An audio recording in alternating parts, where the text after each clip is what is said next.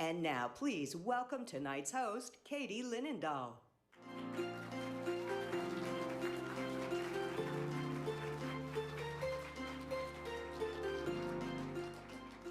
Well, hello, my friends, and welcome to the award ceremony for the 2024 Thermo Fisher Scientific Junior Innovators Challenge. How are we feeling in DC?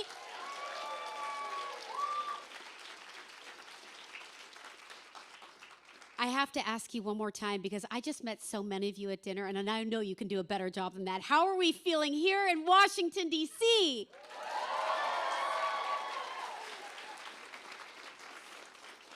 Well, I have to say, I am so excited for each of you, and take a deep breath because you made it. This is the culmination of JIC Finals Week, and I am honored to serve as your MC for this awesome program. As humbly noted, my name is Katie Linendahl, and I'm especially excited to be joining you here tonight because I am very passionate about STEM, and I have been absolutely in awe of your projects. Just to share a little bit about my background, I love STEM because I'm a techie too. I started coding when I was about 12 years old and went on to study computer systems and have a degree in information technology from RIT.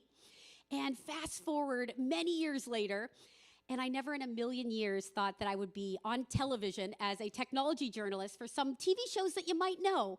From the Today Show to the Weather Channel to ESPN, I have covered hundreds of technology stories and innovations in technology. And it has led me to some of the coolest interviews in the world, interviewing some of the biggest inventors, CEOs, astronauts, and game changers, people that are really making a difference in our world. And nothing gets me more excited than discovering new mind-blowing technologies and sharing them with my audiences, especially the ones that can impact people's lives. And of course, I get to do some pretty awesome things like be here with all of you at JIC Finals Week, the wave of the next innovators, meeting the challenges of tomorrow and leading the way for breakthroughs. I hope I get to interview one of you on television soon.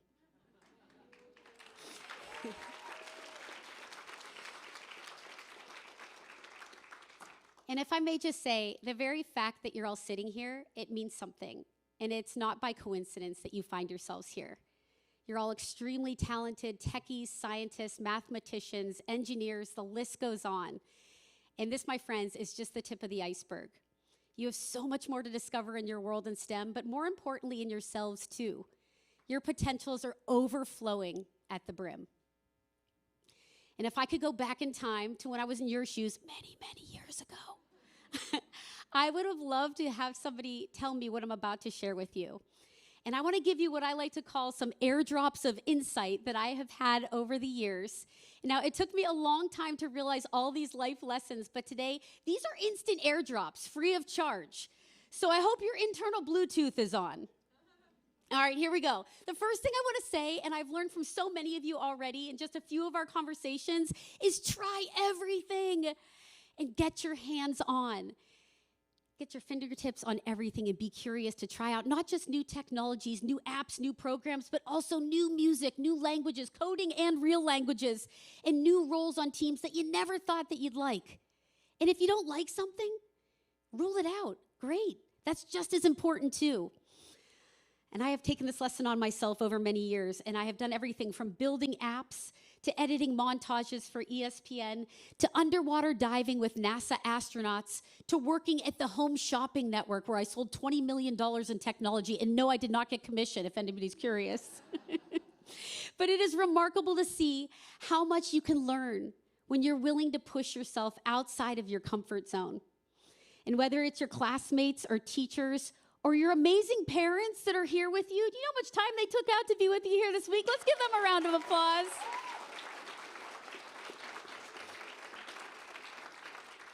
Please listen to them closely on what they are encouraging you to do and what you feel inspired to try. I think in these moments where we push ourselves outside of our comfort zone, we're tested on our patience, and it builds character and knowledge of yourself, and you discover your strengths and weaknesses. And I think both of the strengths and weaknesses are so important as you try to unlock your God-given talents. And the more you put yourself out there, the more great people you get to meet and get to work with. And this brings me to my next point. Better together. Now, you might find this hard to believe, but I'm a true introvert. I am a true techie. And my favorite place to be is on my computer in a dark room in my sweatpants, my hoodie, and my headphones on, working away. But when I have pushed myself outside of my comfort zone and working with people, I learn so much more, and it brings out so many ideas, more than I could ever do alone. Plus, it also is a lot of joy when you're working with others. Now, I'm always reluctant at first, but in the end, you're better off for it. And I like to call this success in collaboration. And it's why you see so many big brands and athletes and celebrities doing collabs. They're better together. Everyone's amplifying each other's success.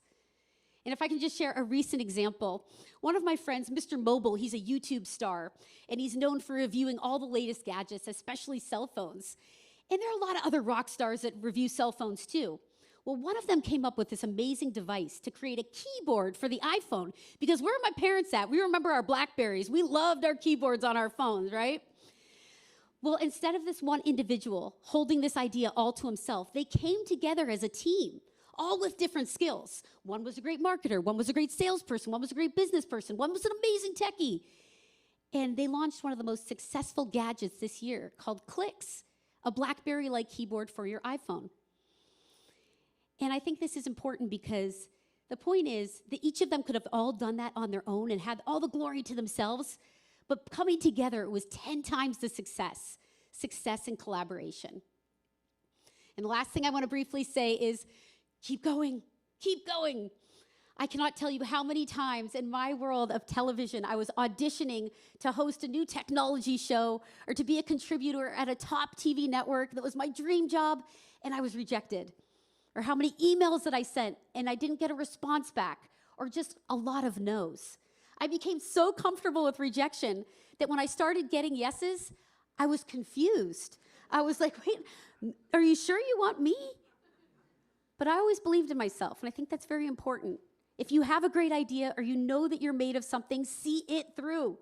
It's the persistency that wins, and I think that's the real courage.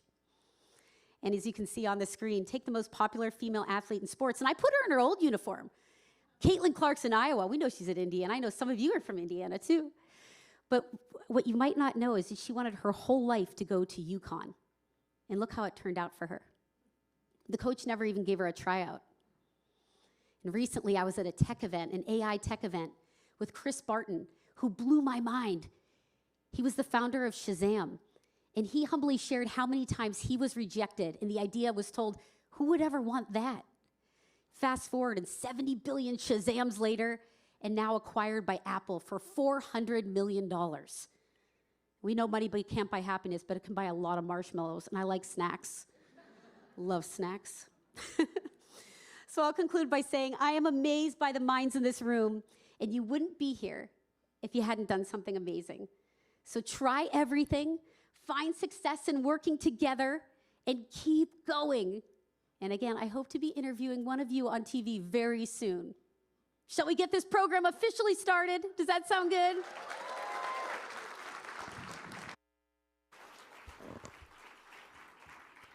All right, now we dive into the real stuff here. A program of Society for Science, Thermo Fisher JIC is the premier middle school science and engineering research competition in the United States, recognizing and rewarding students for their accomplishment in STEM fields. Made possible by the generous support of Thermo Fisher Scientific, along with competition sponsors and educational partners, this program seeks to inspire, mentor, and encourage students to follow their passion for scientific research through high school and beyond. That's why we're all here. And tonight's 30 finalists were selected from nearly 2,000 nominees from 48 states and 5 U.S. territories. And throughout the competition, we all know this, they've been so hard at work showcasing their research projects and participating in team challenges that demonstrate their STEM knowledge as well as their creativity, collaboration, and critical thinking skills. So we're honored tonight, as I shared, to celebrate you and your remarkable achievements and encourage you to continue your journey as the nation's brightest and best entrepreneurs, innovators, and engineers. And now I'd like to invite our very first speaker to stage. Maya Ujmera is the president and CEO of the Society for Science, an executive publisher of Science News. And prior to leading the society, she founded and led for 18 years the Global Fund for Children, which has invested over $60 million in innovative grassroots organizations serving vulnerable children and youth in the world, touching the lives of more than 10 million young people. She's also a member of the American Academy of Arts and Sciences, an award-winning children's book author with over 20 titles, you gotta check them out, and has also held several appointments at Duke University and Johns Hopkins University. She's an alumna of the 1985 Science Talent Search.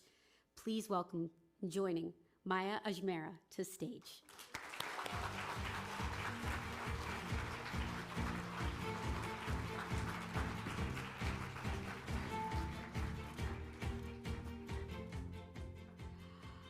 Well, good evening, and welcome to the 2024 Thermo Fisher Scientific Junior Innovators Challenge. On behalf of Society for Science, our Board of Trustees, and our partners at Thermo Fisher Scientific, thank you for joining us. It's always refreshing to meet the Thermo Fisher Scientific Junior Innovators Challenge finalists. This year's finalists are doing amazing research in fields such as earth and environmental science, biomedical sciences, plant sciences, and more. And they're only in middle school. Reminds us that the world is in good hands. Can we give them a huge round of applause?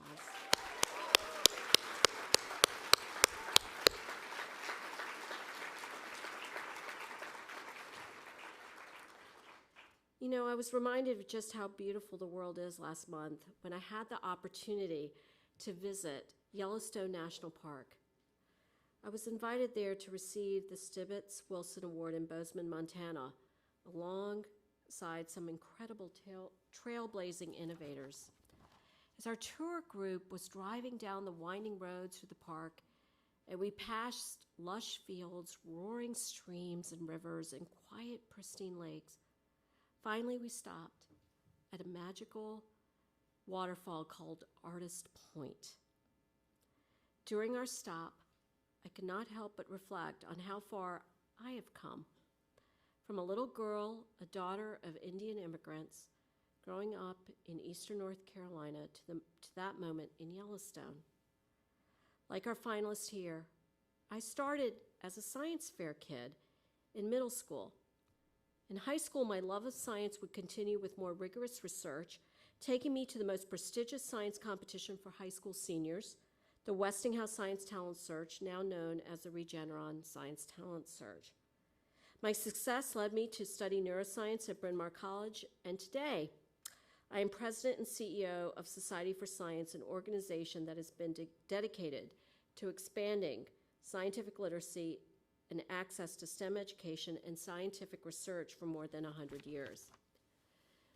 As I look at the finalists tonight, I cannot help but wonder where their love of science will take them. To our finalists, remember, this is only the first chapter in your journey. As your time here in Washington, D.C. comes to an end, I want to share with you some words of wisdom that have carried me a long way. First, do not be intimidated. Being a scientist or engineer means having the courage to go into the unknown. This not only means pushing the boundaries of your field, but also taking risks in your career. When I was in high school, I knew I wanted to do research in a lab. Not knowing where to start, I began knocking on doors of science professors and research scientists in the area. And I received more than a few no's. But it only took one yes from Dr. Vickers Burdett at Duke University to get my foot in the door. Do not be intimidated. You never know what opportunities or discoveries lie beyond your comfort zone. Secondly, learn from failure. On more than one occasion, my experiments did not go well. I can remember one particular experiment studying the growth of duckweed in middle school that did not go as planned. Putting it quite bluntly, all my duckweed died. Frustrated, I went back to the drawing board, sure that I had done something wrong. As I continued working, my mentor, Dr. Sagel, gave me sage advice. I had not failed, he told me. I just found an unexpected data point. Failure is data. Failure is a learning experience. Do not be afraid of failure. And finally, stay curious. Curiosity is the cornerstone of science, and all of you are here because of it. Whether you are asking yourself how to solve a problem in your backyard or how to make life better in your community, continue building on your curiosity. Keep wondering, keep asking questions. I hope you take these lessons to heart, not only the next time you set up an experiment, but also throughout your life. You all have so much ahead of you. Before I leave the stage, I want to take a moment to acknowledge our sponsors, particularly Thermo Fisher Scientific, for their commitment. Yes, big round of applause. For their commitment to this program and for presenting the Thermo Fisher Scientific Ascend Award of $25,000 this evening. I'm also very thankful for the Broadcom Foundation, the Department of Defense, the Lemelson Foundation, and the Robert Wood Johnson Foundation, who will be giving awards of $10,000 tonight, as well as the Teaching Institute for Excellence in STEM, who will be presenting the team award.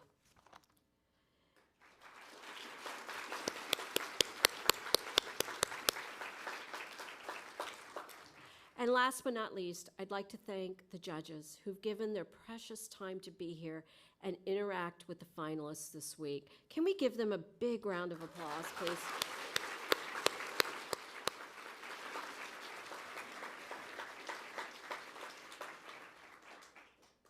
And to the finalists tonight, you're all winners. You are all winners. You are the top 30 young scientists and engineers in the United States, and we are extremely proud of you. Again, congratulations to the 2024 Thermo Fisher Scientific Junior Innovators Challenge finalists. We look forward to hearing about all of your accomplishments in the years to come.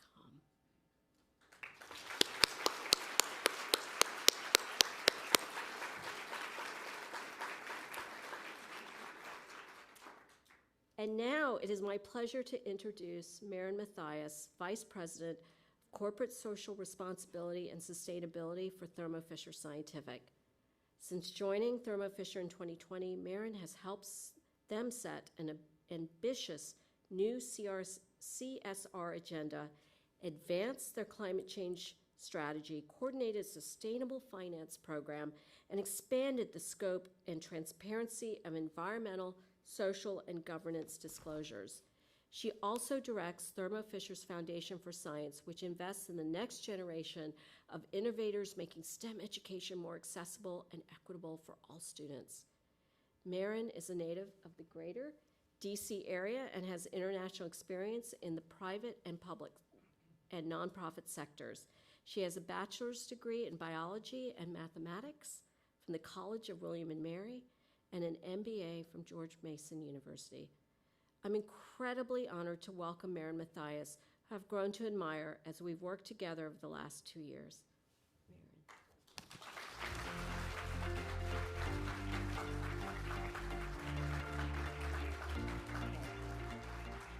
Thank you, everyone, and thank you so much, Maya. Just thrilled to be here. On behalf of Thermo Fisher Scientific, I want to welcome you again. I want to welcome our outstanding finalists, their supporters, our award sponsors, and all of our distinguished guests tonight. It's been a real privilege to learn from all 30 of you this week, to get to know you, not just as competitors, but as individuals. And so really excited to celebrate you this evening. I also want to give a round of applause, if we could, for all of the team members from the Society for Science and Thermo Fisher, whose extraordinary efforts are reflected across this week's memorable experiences and tonight's event as well. Thank you so much.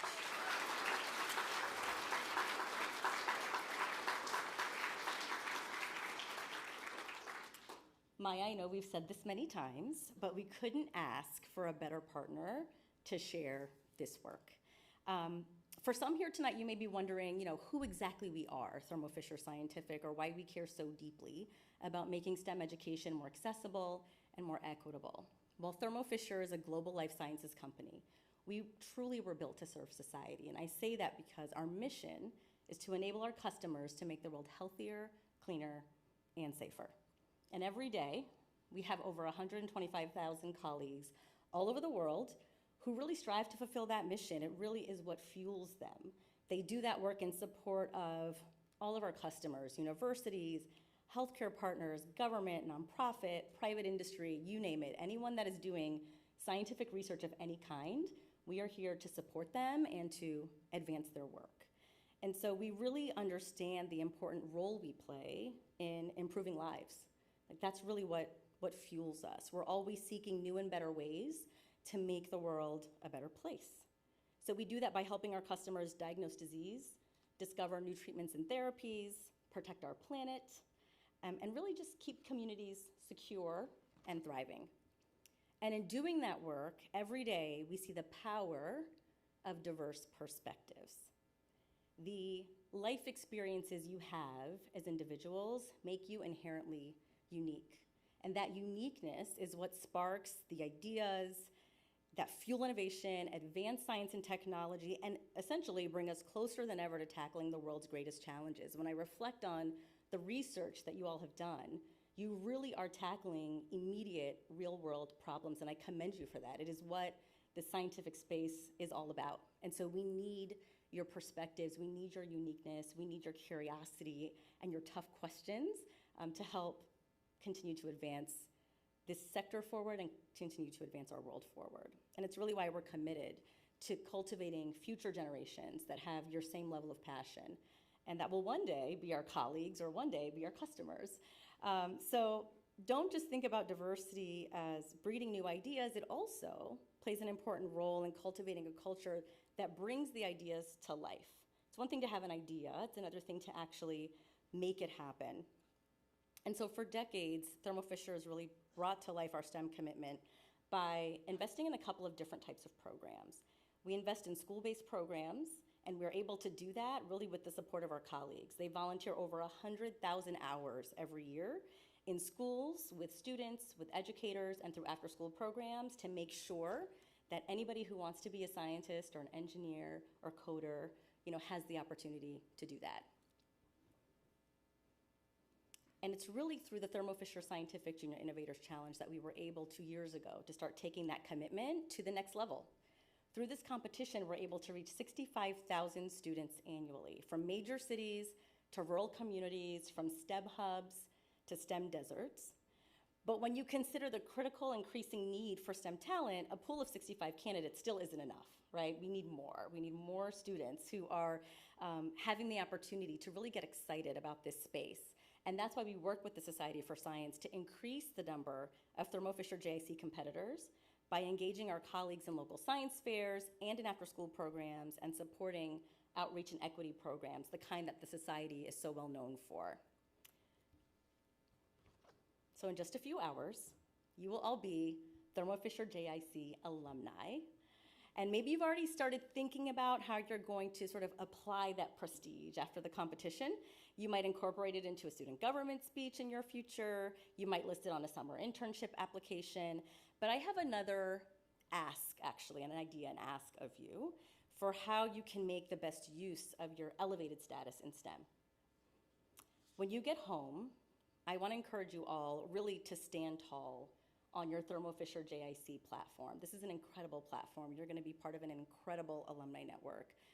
I urge you to scan your community and identify those students who might lack access to high quality learning experiences, who need the support and the extra push to really sustain their passion in STEM. And then I want you to work with them. I want you to work with your mentors. I want you to get those students connected so we can collectively lift them up. Whether it's through tutoring, classroom volunteering, or community improvement projects, whatever works for you, please share your passion and the highs and lows of your journey and convince your peers that there is a place for everyone in STEM, because we do need everyone in STEM. And they will trust you certainly more than they will trust me. They will trust you because they will see some part in themselves in you. There's a part of your journey that will resonate with them. And sometimes that's all people need.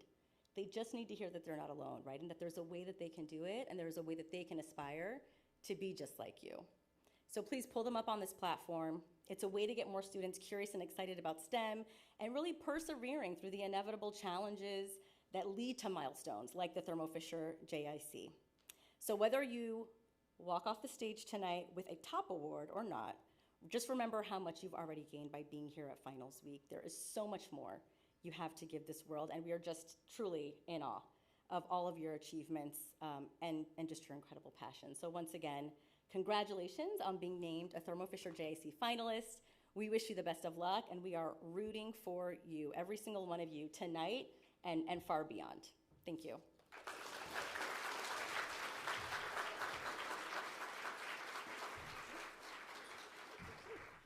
All right, I'm getting to some fun stuff now. Thank you, Maren. It was awesome. And thank you to the entire team at Thermo Fisher Scientific for inspiring and supporting the next generation of STEM professionals to fuel innovation and advance science benefit for all. Now, as we prepare to meet the class of JIC 2024, please allow me to introduce somebody I'm very excited to bring to stage from Thermo Fisher Scientific, VIP Sandy Pound, to help with the medaling of this year's class.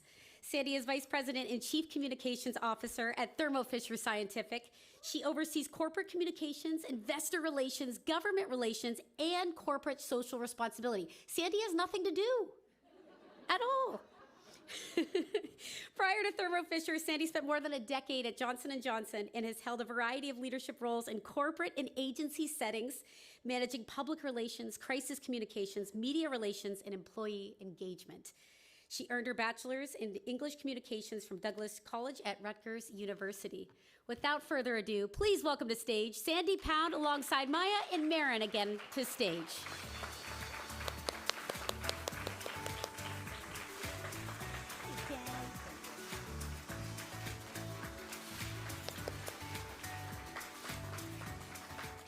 All right, well, as noted, together we are thrilled to honor our JIC finalists for the innovation, creativity, and STEM skills that they have brought them here to the national stage in Washington, D.C.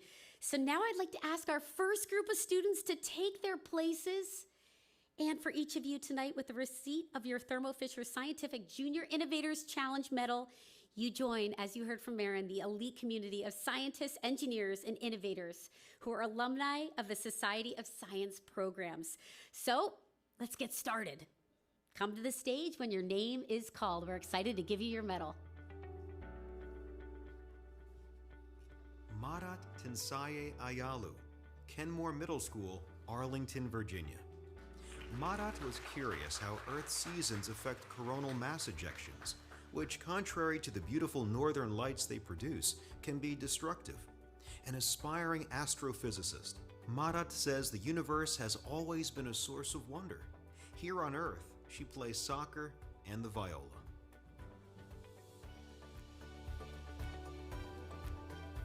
Karina Andrea Bobolesco, Hunter College High School, New York, New York. Karina sought to determine which tsunami barrier placement is most likely to reduce a wave's devastating effects. From a young age, Karina understood the importance of asking questions and supporting claims with evidence, something she practices in Model UN and public forum debate. Oliver Nicholas Cottrell, La Jolla Country Day School, La Jolla, California. Combining his love for hockey with his love for electronics, Oliver built a machine that would help players practice passing the puck. Oliver, who also likes golf and jiu-jitsu, looks forward to the abundance of mechanical adventures offered by a career in robotics. Zealand Murphy Dabrowski, Missoula International School, Missoula, Montana. Zealand used remote sensing to estimate fuel moisture content, a measure that could improve wildfire management. Science is a lot harder than you think, Zealand says, but the best feeling is when that hard work pays off. In his free time, Zealand enjoys basketball and Aikido. Giselle Druitt, homeschool, Palo Alto, California. Giselle, whose project explored gene expression related to ADHD and dyslexia, dreams of working as a biologist to produce medical solutions with meaningful impacts. An artist, Giselle believes creativity is an essential scientific skill. Her creations include a comic about cell division and the disease-fighting Super Bio Girl.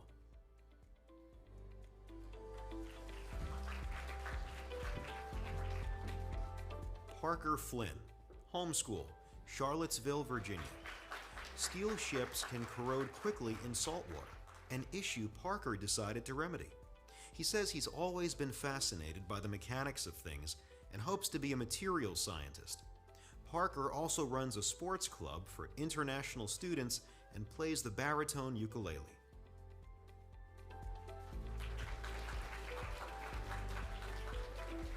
Alexander Godsey, Punahou School, Honolulu, Hawaii.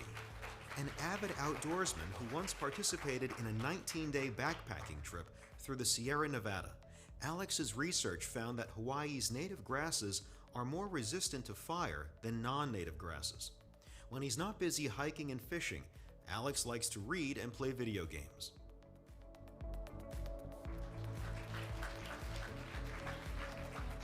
Dahlia Habib, Challenger School, Salt Lake City, Utah. Dahlia questioned if the pumpkins, apples, and corn left over from fall festivals could be put to better use as an alternative energy source. A dancer and ceramic artist, Dahlia hopes to enhance human well-being on a global scale as an environmental engineer.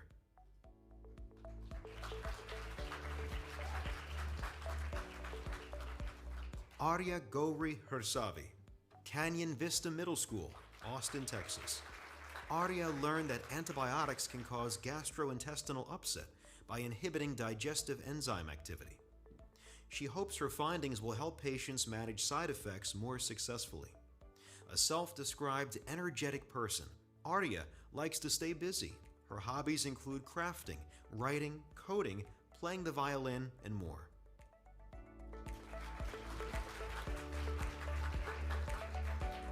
Sophia Howe, Newark Academy, Livingston, New Jersey. Part of a committee that donates school leftovers to food banks, Sophia hopes her research into a potential solution for climate-induced heat stress in plants will prevent food insecurity. Sophia has also served as a Time for Kids kid reporter and president of her class.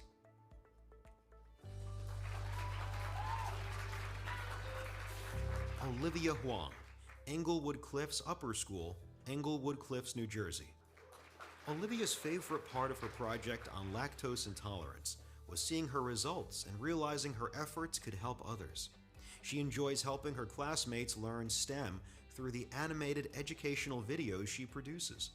Olivia is also a self-taught flautist and Taekwondo first-degree black belt.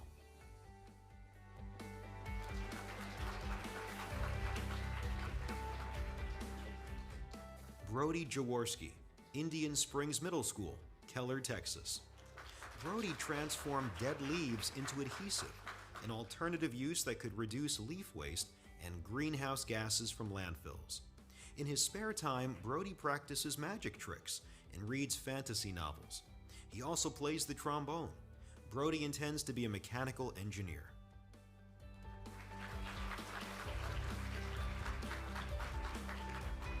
Tina Jin, the Harker School, San Jose, California.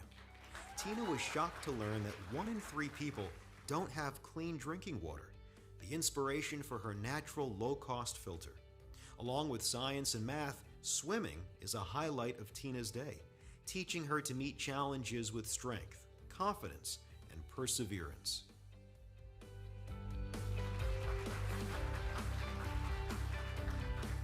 Micah Elizabeth Kayland, Central Middle School, Greenwich, Connecticut. Using a dehumidifier and a charcoal filter, Micah devised a simple, cost-effective way to remove up to 95% of indoor air pollutants. Micah loves the performing arts and dreams of being both an actress and a scientist. She says her favorite activity, dance, is magical freedom.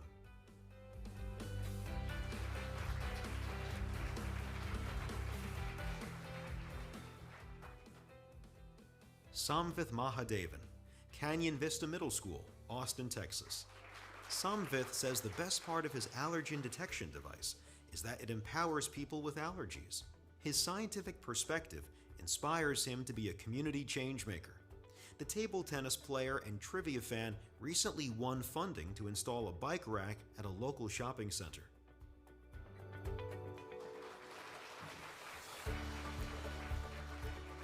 Tyler Malkin, Central Middle School, Greenwich, Connecticut. Tyler's accessible saliva-based iodine detection test could aid the 50 million people experiencing iodine deficiency disorders worldwide. According to Tyler, math is his native language. He first became a math tutor at age 6. He also likes logic puzzles, history, and playing basketball with friends.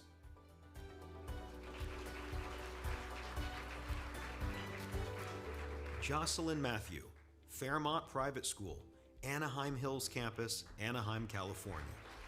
Jocelyn used double-chamber microbial fuel cells to improve wastewater treatment and generate electricity simultaneously. An Archer and Gold Presidential Volunteer Service Award recipient, Jocelyn says that while learning science is like reading an adventure book, engaging in research allows her to live it.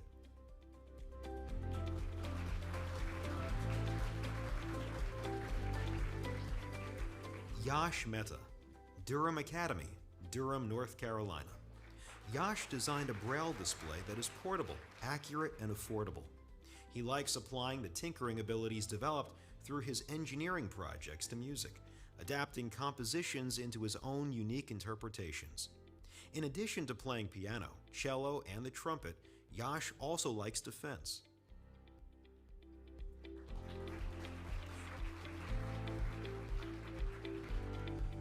Gary Allen Montalongo, Lorenzo de Zavala Middle School, La Jolla, Texas.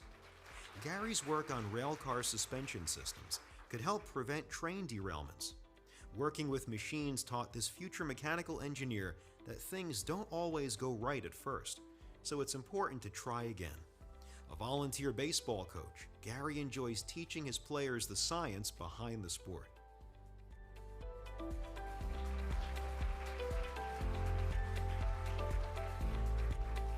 Samita Paranthaman, Mason Middle School, Mason, Ohio. Samita's method to combat harmful algal blooms involves hydrogen peroxide and coconut-activated charcoal, which are both cost-effective and environmentally friendly. Samita co-founded Artsy Altruists, a non-profit that creates and sells jewelry to benefit local and international charities. Samita also sings and sketches.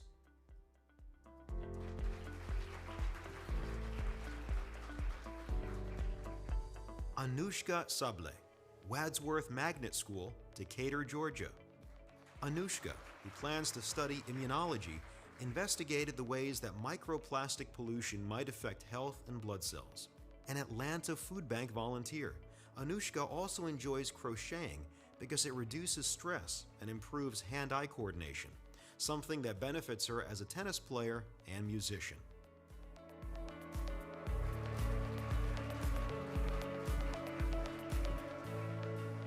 Leif Spear, Honey Creek Middle School, Terre Haute, Indiana. Leif used tree ring records going back 1,700 years to create a Southern Hemisphere climate reconstruction. Leif identifies climate change as today's biggest issue and serves on his city's Sustainability Commission. Our purpose, he says, is to leave the world a better place than we found it.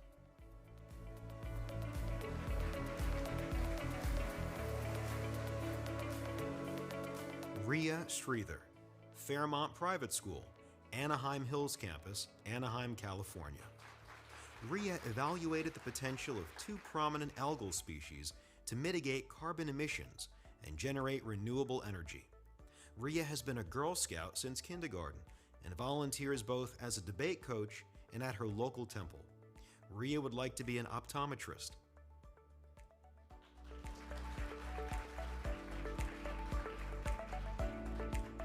Jairam Susarla, the Honor Roll School, Sugar Land, Texas. Jairam asserts that applying machine learning to large telescope datasets will expedite the exoplanet validation process. He's been a devoted learner of astronomy from a young age, often choosing the topic during Science Bowl competitions. Jairam's other hobbies include badminton and martial arts.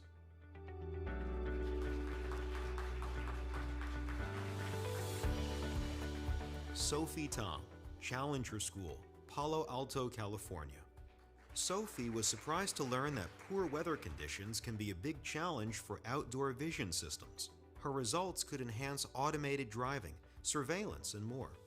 A volleyball player and student council vice president, Sophie aspires to share her enthusiasm for computer science as a professor.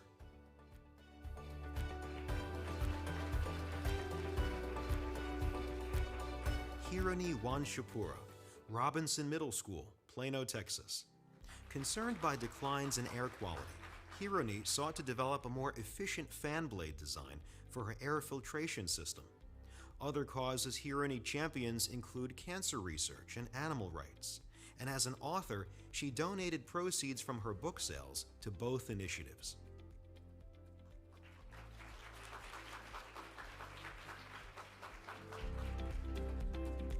Ezekiel Wheeler, Homeschool, Portland, Oregon. Zeke's journey to build a 3D printed desktop satellite tracker began at 8 years old, when he first wondered how to contact the International Space Station. Active in his local ham radio club, Zeke also likes horseback riding, quilt making, and practicing outdoor survival skills.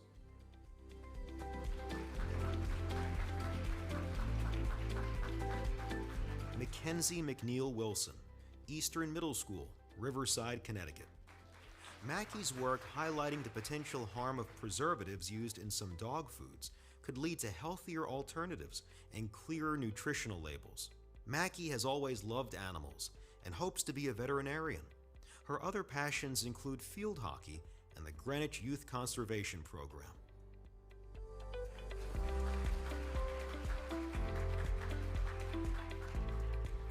Aiden Yun, the Nueva School, Hillsborough, California.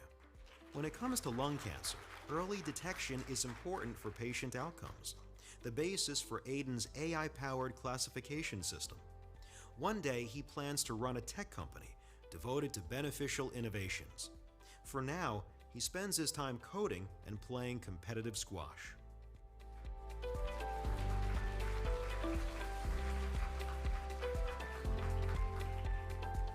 Sophia Yuxian Zhang, Roland Hall Middle School, Salt Lake City, Utah. An advocate and journalist who has reported on the water crisis facing her home state's Great Salt Lake. Sophia wanted to find a way to alleviate the problem as a scientist. Sophia is also a swimmer and has won numerous titles in chess.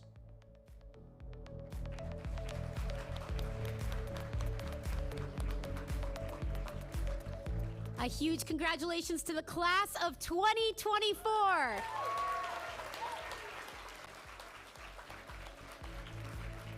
And a huge thank you to all their parents, teachers, and mentors, and all those who have nurtured and helped them achieve so much so early in their careers. And Sandy, thank you for joining us. Appreciate it. And helping us recognize these amazing finalists. We couldn't do it without you. And our first recognition of the evening is presented annually to the finalist elected by his or her peers to represent them as class speaker. How about that? I also apologize that he got stuck next to me at dinner. I won't hold it against you that you like the Lakers. We are thrilled to introduce this year's honoree and the recipient of the Thermo Fisher Scientific Leadership Award from Missoula, Montana. Please welcome the one and only Zealand Murphy Dombrowski.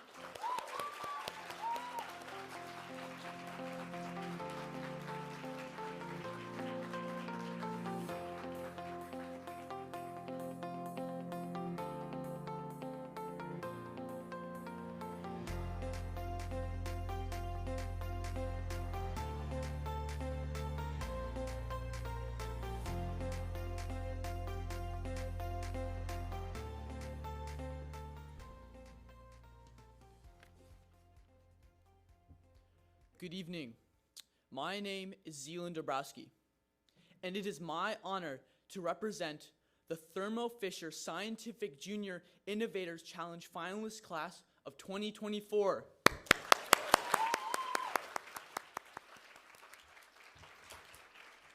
First, my fellow finalists and I would like to give our thanks to all the wonderful people from Society for Science for running this amazing event.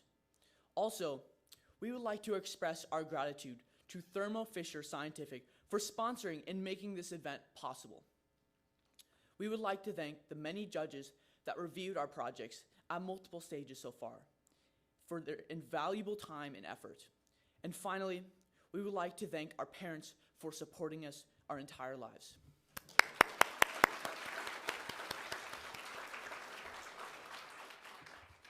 So how did all of us get here? All of us come from different corners of the US, from different families who come from different corners of the world. And we all have wildly different passions and projects, ranging from developing an inexpensive satellite tracker to understanding the rate of warming in the southern hemisphere. Despite our differences, we all have something very important in common: a deep curiosity about the world around us and how it works. It is in human nature to be curious, just like Maya said last year. Scientists are people who give into their curiosity, who aren't satisfied with accepting the world around them as it is, but ask questions and try to make the impossible possible. Albert Einstein once said, "Curiosity has its own reason for existence.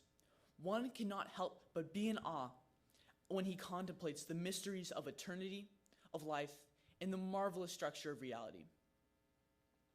As young scientists, we all regularly ask a simple question: why? Why does this work the way it does? Why is this the way it is? The question may seem simple, but the answers rarely are. We are all here because we are intrigued by the mysteries of the universe. Science is amazing. It not only saves lives and helps us tackle major environmental and global challenges of our day, but as we are learning this week, it also creates unbreakable bonds between scientists across the world. Personally, throughout this experience, I have made friends that I will miss. This week, our mutual passion for STEM has brought us together. Whether it was engaging questions from the judges or STEM challenges like designing a solar heating house. Go Blue Bunnies. We came together as individual teams and as one cohesive group. Every day, we'd come back exhausted, knowing that we should probably get some sleep, but instead we'd stay up in the game room playing makeshift ping pong while laughing and having a good time. I'm so thankful that we have all grown up in communities and households that support and enable this curiosity. It is my hope that we will all continue to follow our passions, whatever that may be. It is also my hope that we will inspire other young scientists in the future. So what should our message be? Well, first of all, give into your curiosity. Your ideas are always worthwhile. And so many things are possible if you set your mind to it. If you feel like giving up, don't. Just don't. Meaningful things in life are hard, but well worth the effort. And especially in science, the sky is not the limit. Thank you, junior innovators of 2024, for this wonderful experience in paving the future of STEM.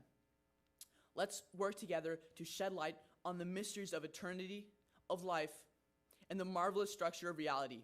Thank you.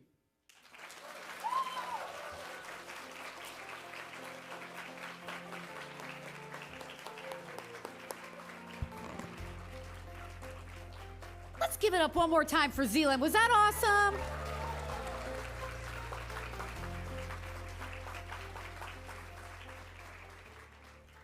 Well done.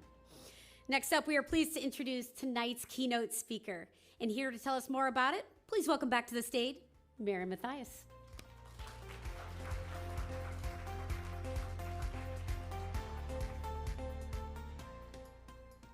So I have the distinct pleasure and honor of introducing our keynote speaker tonight. Her name is Leilani Lim. You are in for a treat.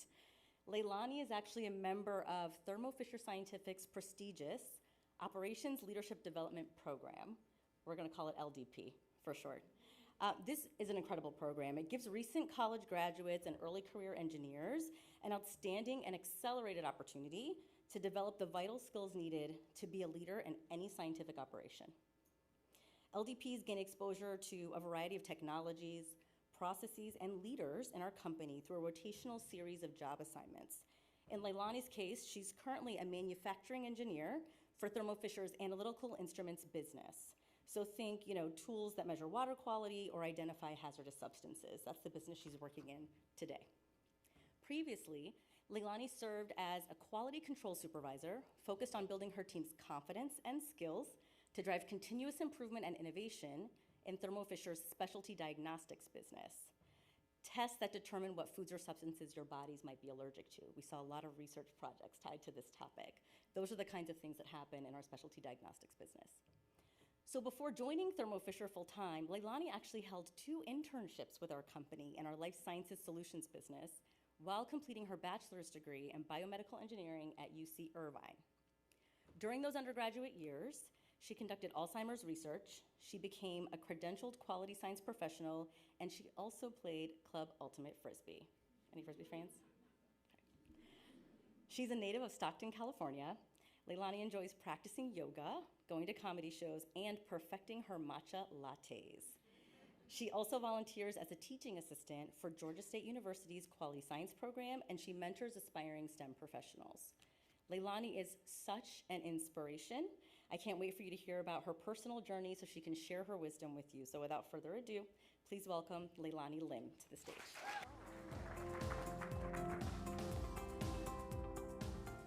Good evening, everyone. I'm absolutely thrilled and honored to be here today.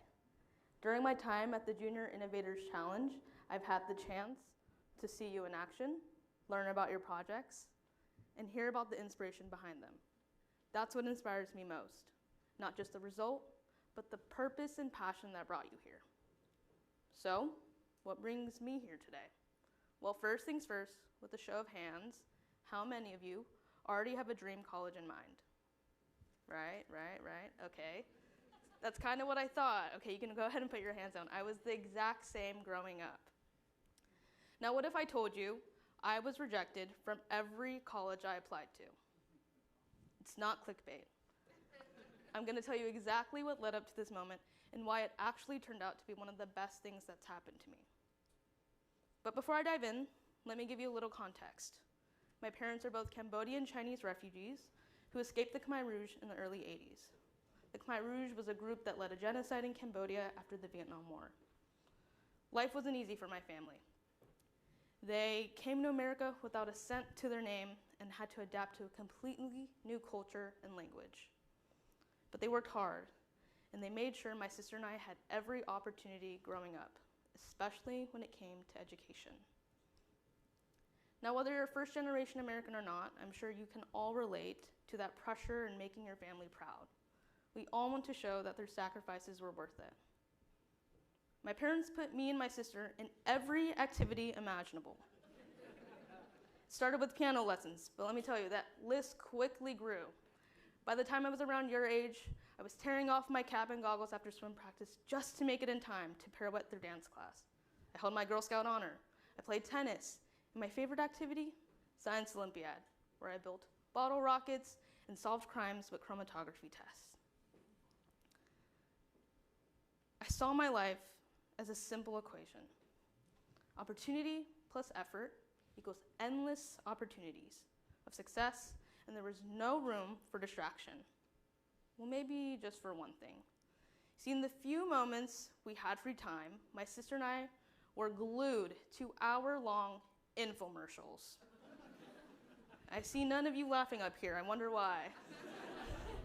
Infomercials are like unboxing videos, except much longer, with cheesier lines and characters trying to sell you something, and people typically didn't seek them out. But at 6 a.m. in our packed schedule, that's all that was ever playing. Somehow, we grew attached to those cheesy lines, the innovation, and of course, some of the hosts. Who loves Billy Mays? I do.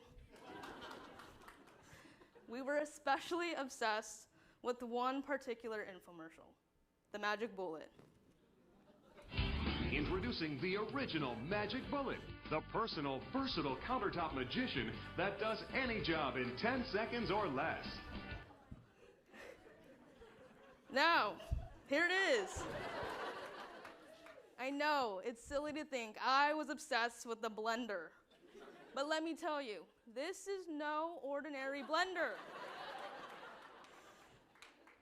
Ahead of its time, the Magic Bullet could chop onions tear-free, grate your Parmesan, and instantly top off your spaghetti. Your life could change for only 5 easy payments of $19.99. So we made that same exact pitch to my parents, begging them to buy it, and shockingly, they said yes. From that day on, we never stopped using the Magic Bullet. Soups, smoothies, salad dressings. It was pure bliss. Every day was a new recipe, a new way to utilize the blender. But the Magic Bullet didn't just represent blending food. It also became a symbol of possibility. Just like it promised endless recipes, I saw my life the same way, full of opportunity as long as I put in the work. Let me set this down. So, entering high school, which I know is either just around the corner or you're already in it, I knew I had only 4 crucial years to shape myself into the perfect college candidate. So I maxed out my productivity at any chance I got. Think of it like a smoothie. I thought you needed every flavor, every fruit to make it the most desirable smoothie. So I took as many AP courses as possible. I played water polo and swam. I volunteered. I tutored peers. I joined clubs. I even started clubs. Not to brag, I was excelling, or so I thought. You see, by my junior year, my stress really started to escalate. I remember one instance in 3rd period English class. We were assigned in-class essays, but overwhelmed by the stress, my body froze. 50 minutes later, the bell rang, and I turned in a blank piece of paper. The following day, my teacher approached me and asked how I was doing and what happened with my essay. I let her know I was missing deadlines for school, skipping club meetings to make up the work, then getting poor exam grades because I didn't have the time to study. I was in a doomed cycle. It was obvious she was worried, and she recommended I take some things off of my plate. You can't pour from an empty cup, she said. So, what did I do? Senior year, I doubled down and I convinced my math teacher to create an extra period of calculus just for me. I had this idea in my head that if I took a break, I would be giving in to failure, or that I would be letting the people around me down. But in reality, I was learning the hard way that when you push yourself way beyond your limits, it doesn't lead to success. It leads to burnout. One day, while making a smoothie with the Magic Bullet, of course, I realized just how literal that burnout lesson could be. I gathered the ingredients: strawberries, bananas, apple juice, orange juice, spinach, and ice. It was so jam-packed I could barely seal the blender. I turned it on, and instantly, smoke and a loud grinding noise. Out of panic, I unplugged the blender and tried to plug it back in, only to realize our once reliable Magic Bullet had burnt out. Overloading the blender made it stall, and the same goes for us. When there's too much on our plate with no room to breathe, burnout is inevitable. You see, that lesson didn't quite sink in with me until my college decision letters started to arrive. We regret to inform you. Played in a loop, one letter after another, as I struggled to swallow reality. I spent so much time overfilling my schedule that I neglected to learn who I truly was and what I wanted. These schools didn't know me, but how could they when I didn't know myself? A week later, in the car after dinner, my grandma, my favorite person in the world, the person I never want to let down, asked if I got any college acceptances. I couldn't get the words out, not in Khmer, not in English. She could only hear the struggle in my breath. So she laid my head on her shoulder and said, "I know you. You're going to be okay."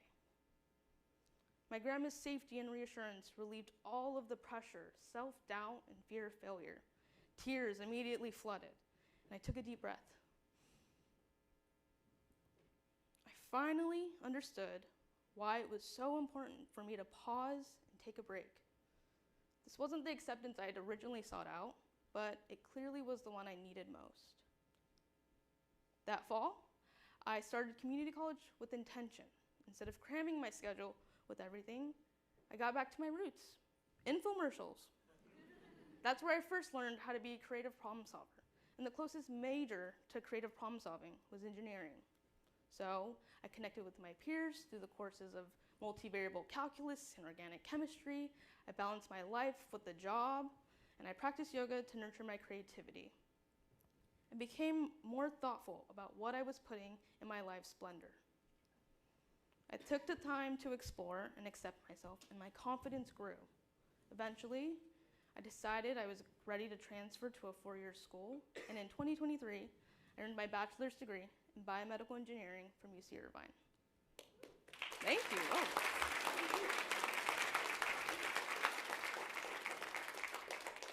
Today, I'm a member of Thermo Fisher's Leadership Development Program, where I'm moving through a series of 6-month roles in operations. Yes, I use my engineering degree. Your parents will tell you that too. But I equally rely on the resilience, creativity, and teamwork, life skills I learned through all of my past experiences. I took the time to explore and,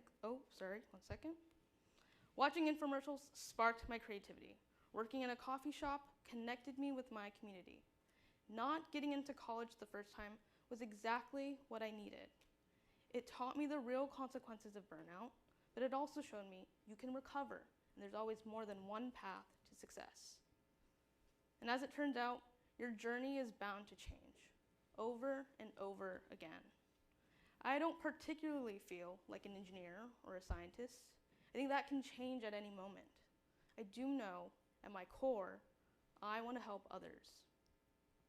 So, as I wrap up, I want you to think about your own journey, your blender full of ingredients. What's inside? What will you add or take away to make a life that feels true to you? The skills you're practicing this week, creativity, leadership, adaptability, teamwork, those are all critical skills to your life's recipe. I hope you feel reassured that there really is no wrong or right path. You are the magic in the magic bullet. Cherish your life's splendor, mold the magic, and take care of the working parts so you can make what you want out of it. Thank you.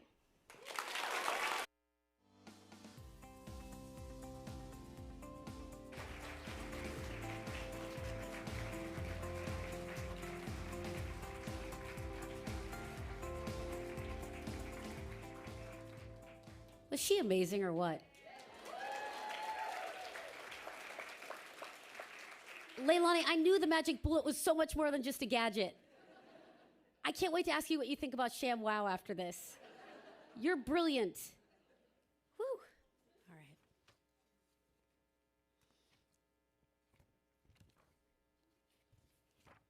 I'm all fired up. I lost my place. Thinking about infomercials. I shoot, edit, produce. We could make magic, Leilani. Goodness. All right, pull it together, Katie. All right. Of course, we are grateful for your insights, Leilani, and thank you again to the dedicated JIC class of 2024. Well, it has been an action-packed week for all of you, hasn't it? Hasn't it just been nonstop? I know a lot of you are exhausted in a good way, right? From creating a home automation system using Raspberry Pi Pico with the OpenWise Foundation to diagnosing sickle cell disease with the Pennsylvania Society for Biomedical Research to exploring biodiversity using BioCubes at the Smithsonian Environmental Research Center, y'all have done it all. You even went to NASA headquarters, which I found out today, and presented your research at Planet Word. How was that? Yeah? Good times? And you also found some time for fun along the way. So without further ado, we can hear me talk about it all day and give you the highlights, but let's check out this amazing highlight video.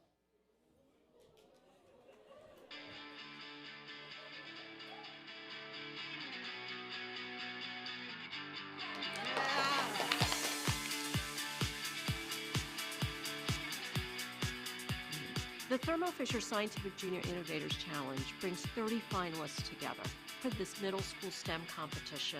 They're an extraordinary group of young people. The research that they've done, the challenges that they've undertaken as teams, But most importantly, they've made lifelong friends. What we're hoping at the Society for Science and Thermo Fisher Scientific is that they have an extraordinary time this week in our nation's capital.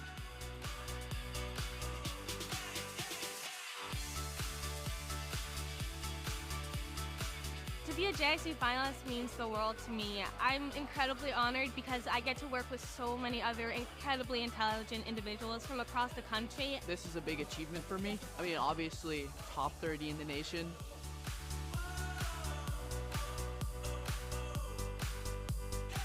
I'm really proud and I'm glad that I get to be a JIC finalist. It shows how much hard work I've done. It means that I'm a role model for so many other people out there and younger kids, and I really want to help people and spread the magic of STEM. Public Day was actually a very good experience. It was fun explaining to little kids who were interested in your topic and try explaining it to them in their terms.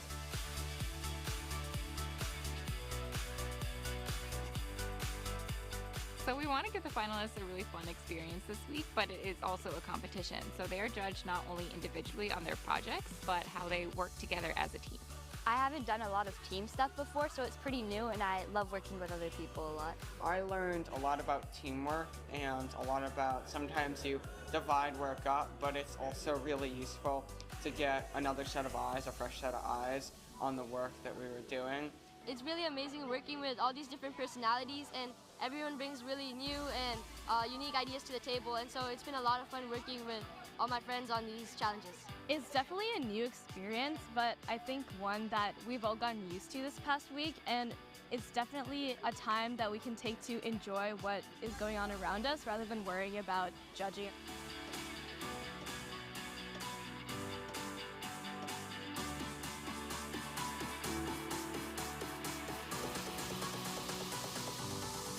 At Thermo Fisher, we're really committed to STEM education access and equity. And for us, what that means is any student who has an interest in participating in a STEM subject has the opportunity to do that. The future of science really depends on bringing people of all backgrounds and all lived experiences together to really come up with the best and most brilliant ideas and to solve the world's biggest challenges. For my project, I could only use household items and had no access to labs, but I was still able to achieve these amazing results. And I believe that any children or teenagers like me can perform amazing tasks and achieve their goals. So I'm an environmental activist, so I think that is so important that kids make a change and are a difference in the world. If they start now, then there's so much that they can go on to do. At the beginning of my research, I thought this would just be like a small research project that I would do, and I just really enjoyed doing it. As I did it more and more, I realized that I really have a say in the world, and I can really be able to make a solution that can solve a problem.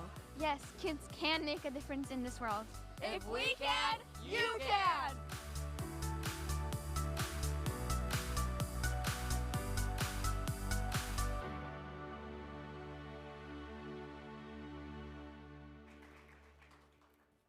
Yes, you can make a difference, isn't that right? Who was the drawer, too? Who had all those little caricatures? It was too much fun. Fantastic highlight reel. I hope you guys all get to see that again and get one copy for yourselves. Well, it goes without saying that Thermo Fisher Junior Innovators Challenge is pretty rigorous, right? It's a rigorous competition.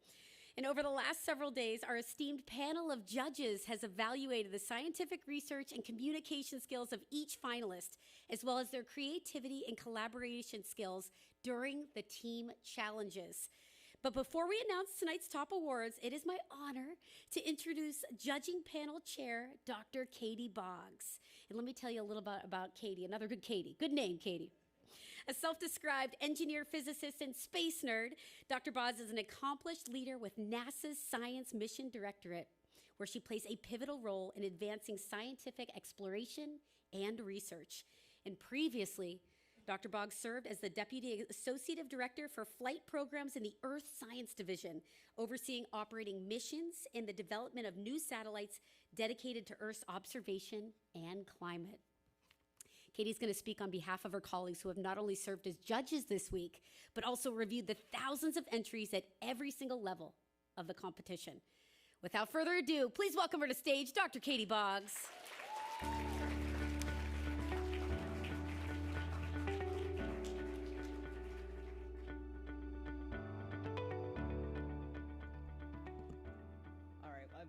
I've been dying to say thank you, Katie, all night.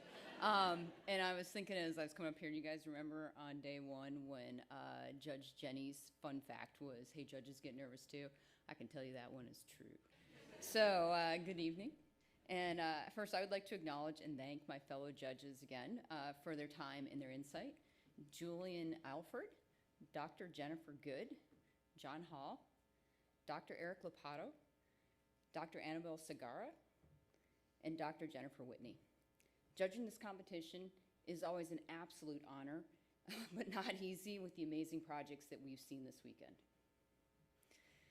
I also want to congratulate all the finalists on participating in this competition.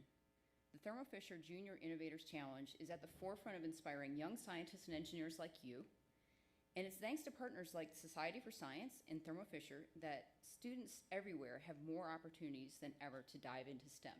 It is a big deal that you guys are here. Now, I was asked this weekend if I was a science fair kid, and of course, yes, the answer is yes. I was definitely a science fair kid. My science journey also began in middle school with a project about popcorn. It wasn't anything as impressive as the work you've each done, and it was the beginning of something exciting for me. In high school, with the guidance of a mentor, Al Castillo, at a stainless steel foundry local to Sandusky, Ohio, I began studying how paper machines corrode. That early spark for material science carried me all the way through engineering school, into a PhD in physics, and eventually to NASA. So Al recently passed away in the last month. And I've been thinking a lot about the path he helped me find. One fueled by curiosity, collaboration, and competition.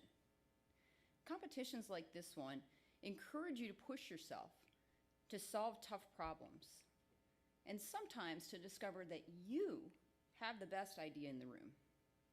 At the same time, collaborating with other scientists and engineers can bring new perspectives and create solutions that are stronger together than they would have been on their own. That's one of the most exciting things about science. There are no guarantees. As the physicist Richard Feynman once said, if you thought science was certain, well, that is just an error on your part. Whether you're counting unpopped popcorn kernels or building satellites to gather critical climate data, you never know where your curiosity will take you, and there are always more questions to be answered. But if there's one thing I've learned, is that the most important part of science, and really any career, is finding joy in the work. As Andrew Carnegie, the founder of my alma mater, said, my heart is in the work. I hope this weekend sparks something in your heart too. On behalf of all the judges, I want to tell you how proud we are of what you've accomplished. You should each leave tonight with the feeling that you have proven that you have the talent and the potential to change the world, and I think you guys said that on the highlight reel. It's true. Keep asking questions, keep experimenting, and most importantly, keep your heart in the work. Congratulations to the 2024 Thermo Fisher JIC finalists. The future is bright with you in it. Thank you all very much.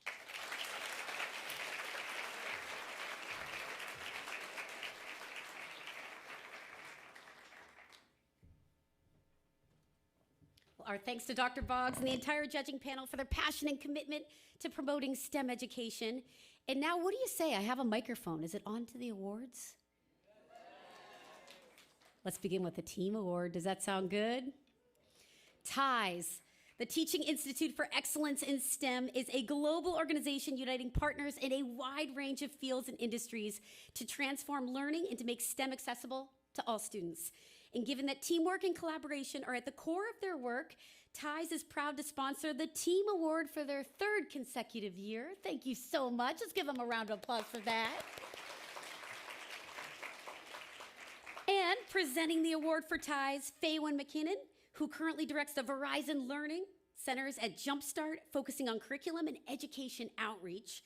And her career began at the New York City Teaching Fellows, leading to significant roles in STEM within the Cleveland Metropolitan School District. A former head at school at MC2 STEM High School, Faywin's dedication to STEM extends her consultancy work with STEM education institutes, and she is passionate about advancing STEM accessibility and education in her community. So please welcome Faywin McKinnon to the stage.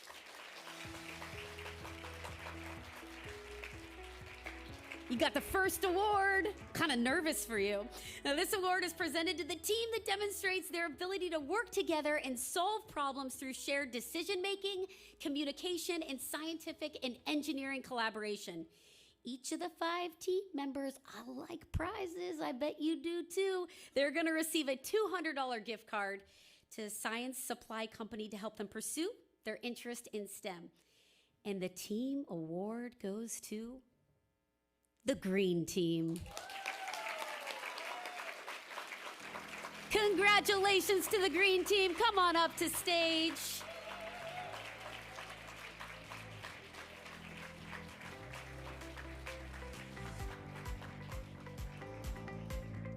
Smile for the camera, because you are the winners of the first award, the team award, the ties award. All right, thank you, Phelan.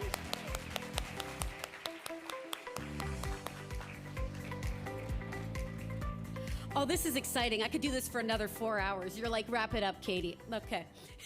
Next up, I want to welcome Maya and Marin back to stage as we announce the STEM Awards. All right, our first and second place winners in each of the science, technology, engineering, and mathematics fields have been selected for their demonstrated skills and promise within each of these disciplines. First place winners will be awarded $3,500, and second place winners will be awarded $2,500 to support STEM summer camp experience of their choice. In addition, all STEM winners will be awarded an iPad. How could I didn't enter for this one. I want to register. Is it too late? First, it's the Science Award, which is given to the finalists who demonstrate tenacity, patience, and precision in their scientific pursuits. The second place Science Award, it goes to Mackenzie McNeil Wilson from Riverside, Connecticut. Congratulations, Mackenzie.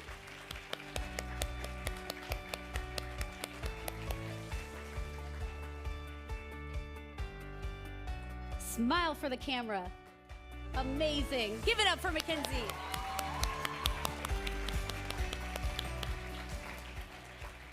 Nice job. In the first place Science Award, it goes to, from Greenwich, Connecticut, Micah Elizabeth Kaland.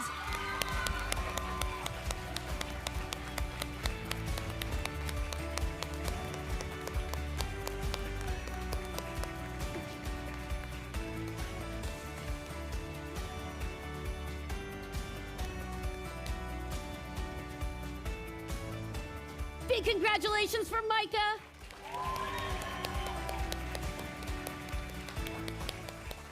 I want to borrow your bow, too, after the event. We'll talk. I love it. All right. Next, the Technology Award, which is presented to the finalists who best exhibit technical creativity, innovation, and imagination. The second place Technology Award goes to, from Salt Lake City, Utah, Sophia Eugene Zhang.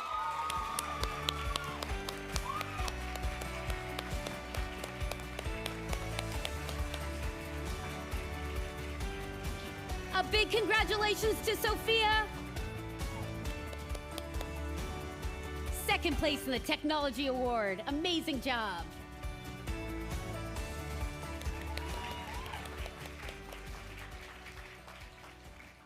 And without further ado, first place Technology Award from Durham, North Carolina, Yash Mehta, come to stage.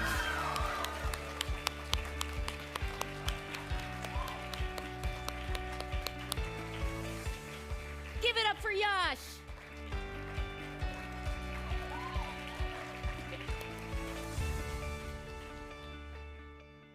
Whew. All right. How about the Engineering Award? You ready for that? The Engineering Award is given to the finalists who best demonstrate skill and aptitude in engineering design and implementation and solving real-world problems with an attitude of enthusiasm. The second place Engineering Award goes to, from Livingston, New Jersey, Sophia Howe.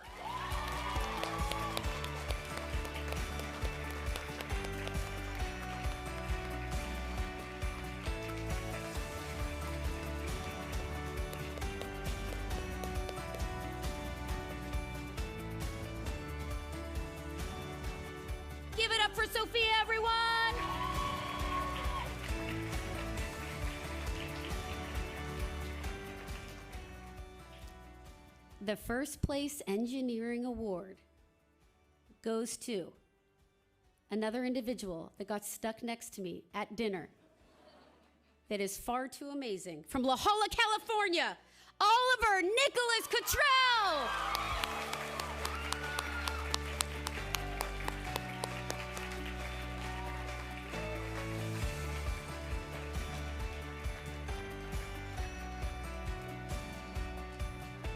Give it up for Oliver, everyone.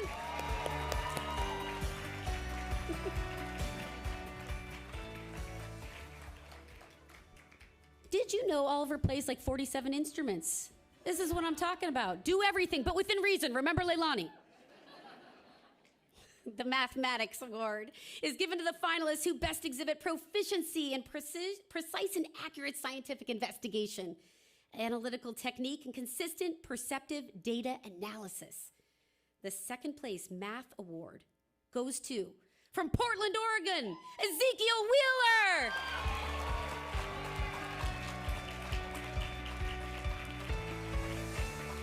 Give it up for Ezekiel.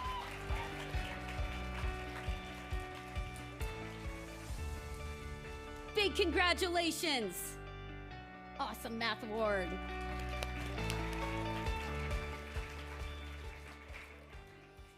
And the first place Math Award from Terre Haute, Indiana, Leif Spencer. Give Leif Spear a big round of applause.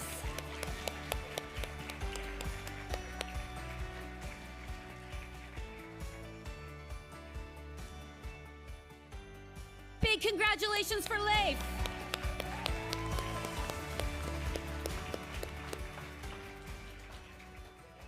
I'm losing my voice. I'm getting so excited. Thank you to Marin. Thank you, Maya. And now we continue on to our next set of awards. Broadcom Foundation encourages basic coding as an essential 21st century skill that empowers young people to become scientists, engineers, and innovators in the highly technical world that they will inherit and solve the grand challenges embodied in the 17 Sustainable Development Goals of the United Nations. The Broadcom Coding with Commitment Award recognizes a student who uses coding to solve a problem the student cares about that aligns with the 17 Sustainable Goals. And here to present the Broadcom Coding with Commitment Award, we are pleased to be joined by the Head of Government Affairs at Broadcom, Inc., Robert Hoffman. Let me tell you a little bit about Robert. He leads global government affairs at Broadcom, and after a storied career in government as a policy director and advisor to 4 U.S. senators and a former governor of California, he has appeared on national programs all across the country. Thank you so much for being here. Let's give him another round of applause. Now, tonight's award honors the finalists whose project and performance demonstrates a passion for helping or improving the community by combining STEM knowledge with coding and computational thinking. The Broadcom Coding with Commitment Award of $10,000 from, I just wanted to do a dramatic pause. I've wanted to do that my whole life. All right. La Jolla, Texas, Gary Allen Montalongo.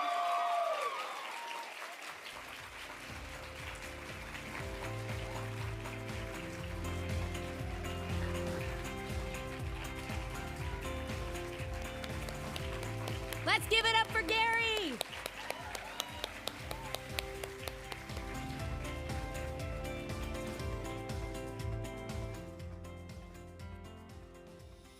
Okay, next we move on to the DoD STEM Talent Award.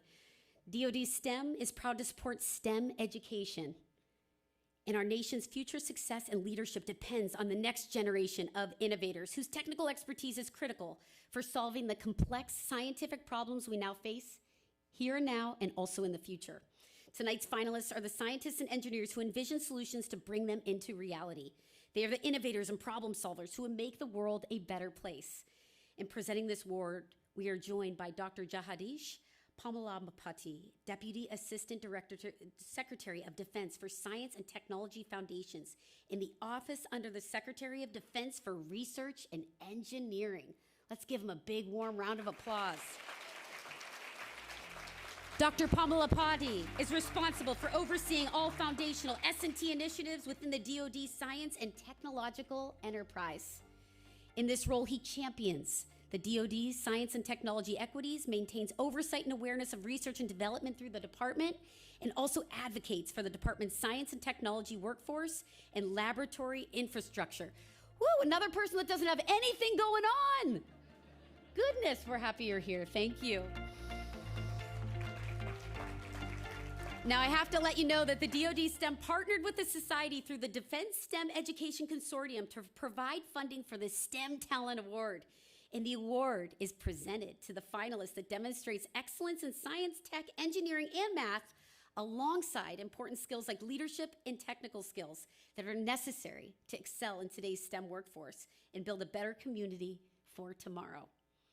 And the DoD STEM Talent Award of $10,000 from Palo Alto, California, Sophie Tong.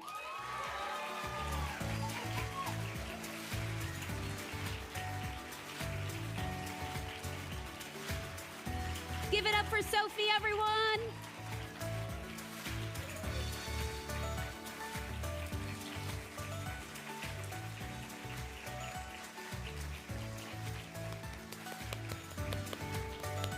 And thank you, Doctor.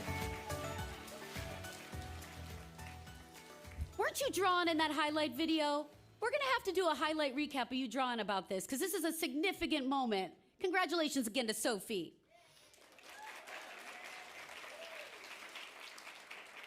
Next up, we present the Lemelson Foundation Award for Invention. The Lemelson Foundation supports the people and systems behind the creation of inventive and innovative products that have a positive impact on society, reflect environmental responsibility, and contribute to a sustainable economy. Invention is a key to addressing our most pressing challenges. From agriculture to healthcare advancements and clean energy solutions, invention improves lives on both a local and global scale. And on behalf of the Lemelson Foundation, please welcome Hunter Hart from Society for Science.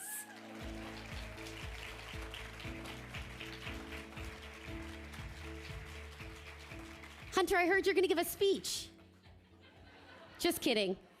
This award celebrates a young inventor who exemplifies the ideals of inventive thinking, whose ingenuity has addressed a pressing societal issue that serves to improve lives through invention.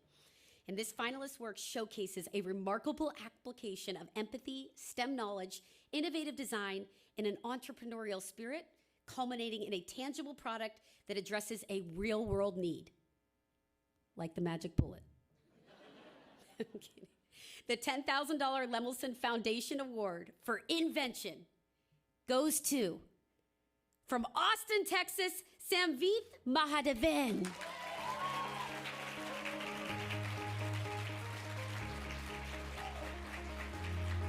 Let's give Samvith a big round of applause.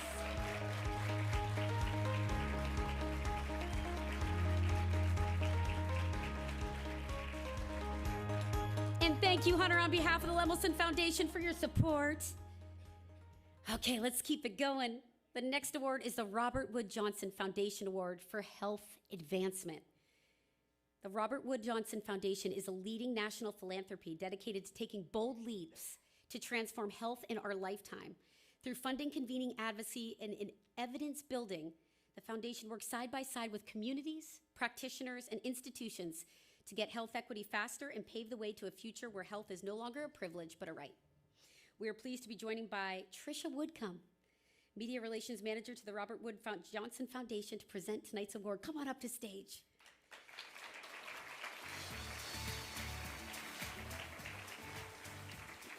And Tricia works to elevate the Foundation's research, thought leadership, and grantee partners in support of the Foundation's mission and health equity vision.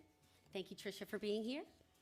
And this award, just a little bit more about it, it recognizes a student whose work and performance show the most promise in health-related fields, while also demonstrating an understanding of the many social factors that affect health communities. The winner of the $10,000 award from the Robert Wood Johnson Foundation, from Greenwich, Connecticut, Tyler Mulkin.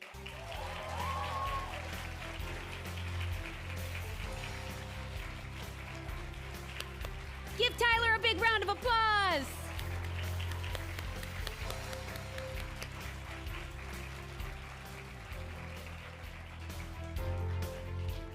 Thank you, Trisha, and congratulations, Tyler. Oh boy, our final honor this evening, and it is a big one. This is the much anticipated Thermo Fisher Scientific Ascend Award. And here to announce the prestigious award, I'm honored to welcome back to stage Mayor Matthias alongside Dr. Karen E. Nelson, Chief Scientific Officer of Thermo Fisher Scientific. Please welcome to stage.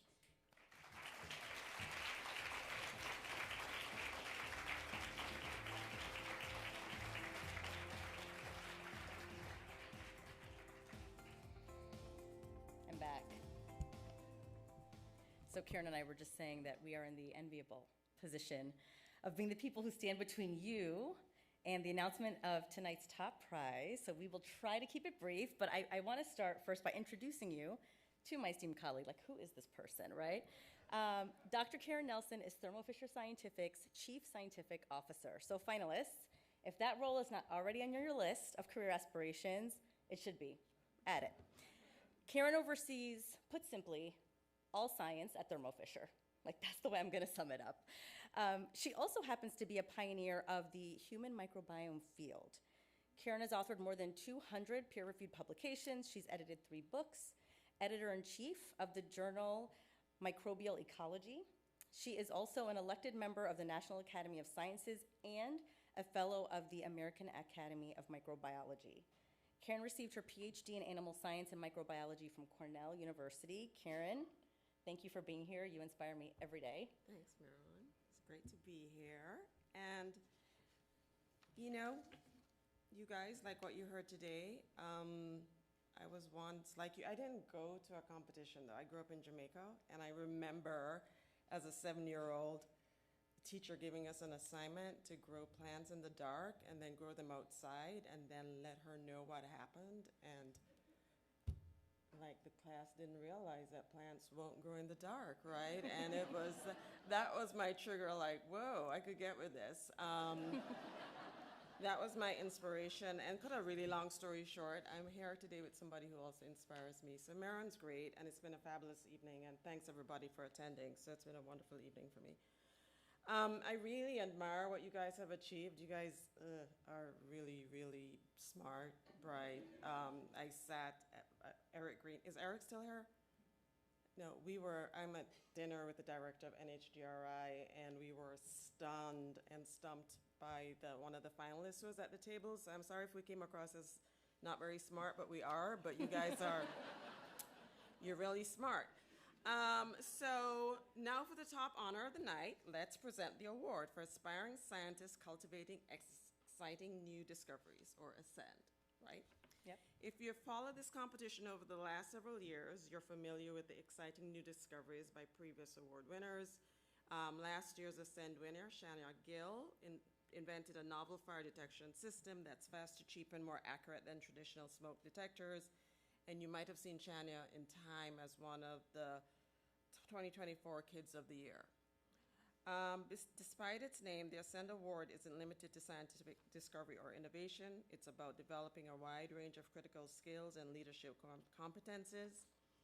The award goes to the finalist, who we believe demonstrates mastery in all of the STEM fields and exemplifies how research, innovation, and teamwork can come together to change our everyday lives for the better. So here's how I think about it. You tell me if you agree. A scientist, right, can't really convey the value of their research without effective communication. Communication skills, check. An engineer can't build a bridge without a team, teams you all built and worked with together this week. And an innovator can't bring a novel idea to market without the resiliency that's required in the face of failure, or the ability to just navigate the unknown, right? That's all part of exploring an innovation. So success is possible, but not if you just focus on your technical knowledge, right? You really need all of these competencies and people around you in order to succeed. So, would you agree with that? I agree. Okay. And, you know, it's a learning experience, but I completely agree with you. So tonight's winner exemplified all of these 21st century skills throughout finals week, and this person is poised to make a significant impact in their chosen field. As a parting message to all our finalists, we hope your JIC experience continues to bring forth moments of self-discovery for all of you, and it opens doors to new opportunities. And come join us later. It's a great place to be. Like, send me an email. And now for the moment we've all been waiting for, Marin.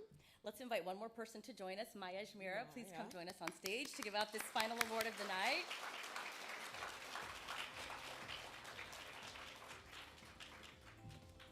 And I have the honor of announcing. We actually battled for this honor, Yes, to be clear. She won. I'm taller. So the Thermo Fisher Scientific Ascend Award of $25,000 goes to, from San Jose, California, Tina Jin.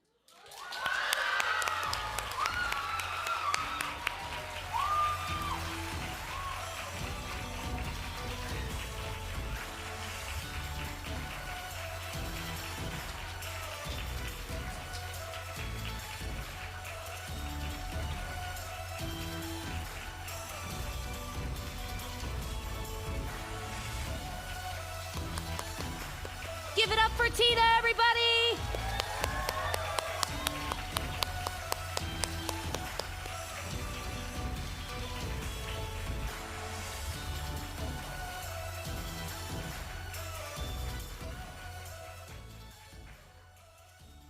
Now I want to welcome back to the stage the winners of the Broadcom Coding with Commitment Award, the DoD STEM Award, the Lemelson Foundation Award for Invention, and also the Robert Wood Johnson Award for Health Advancement.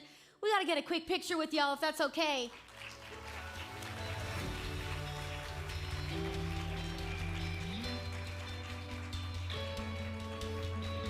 Let's give it up for them one more time, everyone.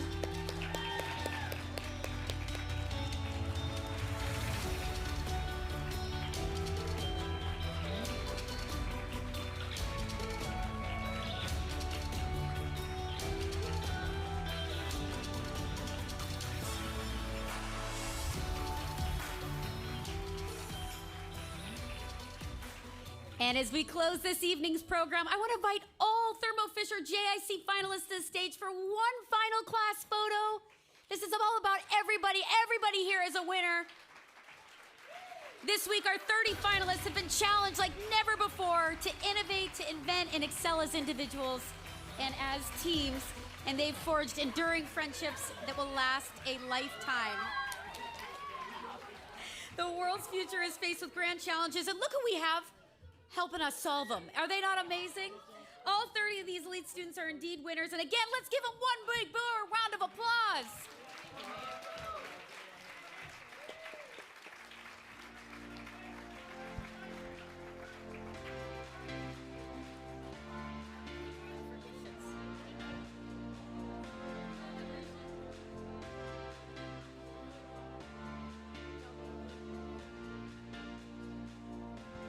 All right, counting down for the big photo. 10, 9, 8, 7, 6, 5, 4, 3, 2, 1. Woo!